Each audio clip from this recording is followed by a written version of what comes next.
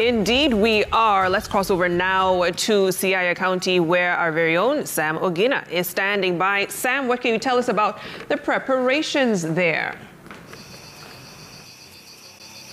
Well, Vicky and Jeff at the Communication Center coming to you from the hometown of Raila Odinga, the Azimio presidential candidate here in Siaya and, of course, Bondo. The temperatures here are actually very exciting. I think the residents here in Siaya County very excited at the moment because this is the 5th time that they are producing a presidential candidate. And this time round, they are very hopeful, they are very confident that more than ever, probably this is the right time, this is their moment, that the county and, of course, the rural town of Bondo will be producing a president for that matter. Of course, the residents here are quite excited about that moment, saying that the campaigns have been wrapped up, and now it is a moment that now they go to the ballot to exercise their democratic right, saying that they are very convinced about the choice that they are going to make, and they're just waiting for that moment. Of course, the ballot materials will be dispatched from tomorrow from all the 6 constituency tallying centers. Remember that Siaya constituency has 6 constituencies. Just to name a few is Alego, Songa, Rarieda, Gem, among others, including Ugenya. And from these 6 constituencies, we have at around over 533,000 registered voters. These are the critical numbers that will be going to the polling centers on Tuesday, very early morning, to make that critical decision that is going to shape the political arena or even the leadership of the country. Remember that here the Azimio presidential candidate Raila Odinga and the ODM party leader enjoys a fanatical support. In 2017 alone, Raila Odinga amassed over 375,000 votes, that pitted against then the presidential candidate for the Jubilee Party, that is President Uhuru Kenyatta, the outgoing president, who only managed a paltry 2,000 votes from this particular region. And something very interesting probably to note is that in the past campaign season that has just been concluded yesterday, the deputy president has not made any visits here in Siaya County. Remember, he has been in Kisumu, he has been in Homa Bay, he has been in Migori County, but he has never set foot or campaigned here in Siaya County. So, of course, that notwithstanding, the race is now down to the wire, and of course on Tuesday the residents of Siaya County go to the ballot, and of course beaming of hope, very confident that probably this time round this is the moment for them to seize, given the position that their son, that is Raila Odinga, occupies in the political arena currently, given that even the opinion polls have been placing him way ahead of the pack, and of course that Tuesday will be a critical moment for them to pass that verdict among, of course, all other Kenyans who will be turning up to vote on Tuesday. So from here in Siaya County, of course, as I said, we'll be putting our pulse on the issues, or even the residents here in Siaya County. So, of course, the disbursement of voting material kick off early tomorrow from all the 6 constituency tallying centers, and of course just setting off the exercise for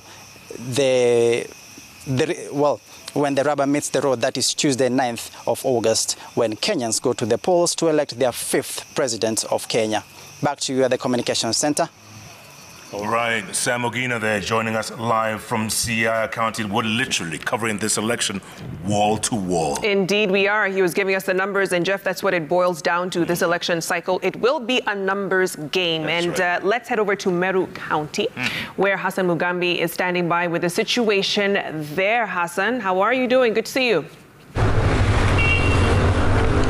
Well, thank you very much, Vicky. It is very cold here in the eastern slopes of Mount Kenya, Meru County, and we'll be covering for you the greater Meru region that is between the Dhuchi and Ntonyiri rivers.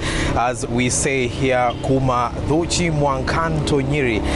That is the region that we'll be covering for you, and as well as Isiolo County as well, to just see how exactly the 2022 much-awaited election will be moving and how the voters will be casting their votes, because that is the voice that is remaining to be heard. The voices of the politicians over the last 3 months have been heard. And here in Meru County, it is a tight race in the governor's position, and we will be having Kiraitu Murungi, the incumbent governor, running on a DEP, that is the Devolution Empowerment Party, seeking to defend his position there, and as against Kawira Mwangaza, who is the current woman representative running on an independent ticket, as well as Mithika Linturi, who is the current senator running on a UDA. All of them have crisscrossed the 9 constituencies and 45 wards of Meru County to try and woo voters. And now the voice of the voter is about to be heard in less than 48 hours.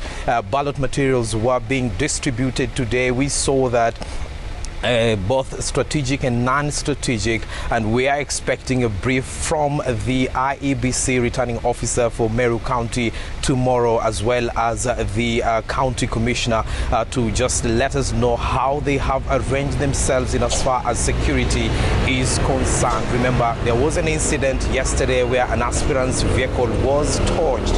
Investigations into that incident is going on, and they're saying that they are trying to trail who exactly might be behind that incident so that they can face the law. And this is a county that's also in the woman rep position. It has attracted 11 candidates, as well as the Senate position attracting 10 candidates from most of them independent, and this has been informed by mismatch and mistrust in the nomination process that happened earlier.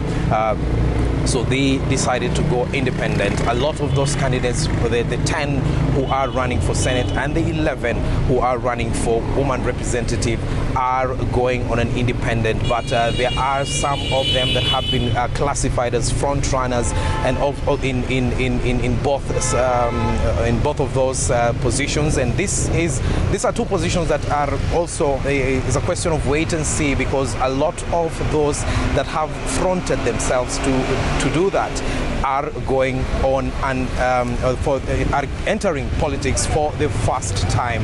They're first timers in this political arena. So how will Meru County vote? How will Tharaka Nithi vote? And how will Isiolo vote? We are here to ensure that you do not miss out on any of the incidents that will be happening here in the next 48 hours or so. Jeff and Rubadiri. Fantastic. Thank you so much, Hassan Mugambi there, keeping tabs on Meru, Isiolo and Tharaka Nithi counties and all of the races. Absolutely. Wall-to-wall coverage, like we've been saying, Kenya's Choice 2022.